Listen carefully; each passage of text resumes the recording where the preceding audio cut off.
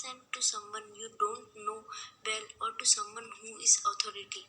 A formal email is used when conducting business with the new associated or executive, sending a professional inquiry or corresponding about for job.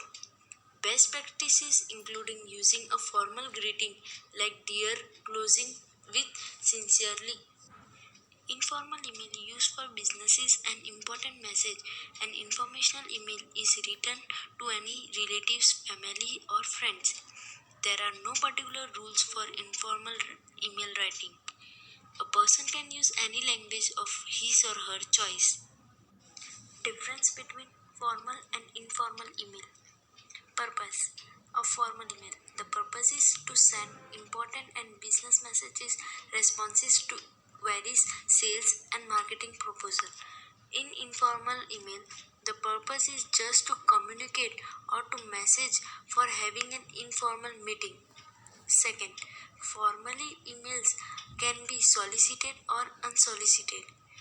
Informal email they can be solicited, however mostly they are unsolicited.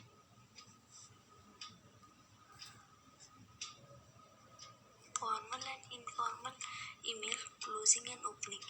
There is a proper beginning and ending pattern. For example, dear sir as well as madam. In informal email, as such, no pattern required. Third, informal email message start courteously and with a reference. In informal email, opening information with hi or hello.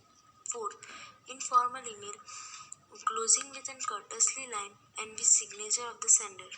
In informal email, closing with first name or initials. Fifth, informal emails, contraction cannot be used. How are you? Where are you?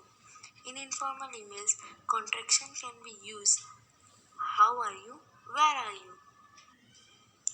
Formal, informal. First, serious, relaxed language. Impersonal, personal. No contraction, contraction. No idiom, use idioms. No phrase verb, use phrase verb. No abbreviation, use abbreviation. No exclamation, use exclamations. Thank you so much.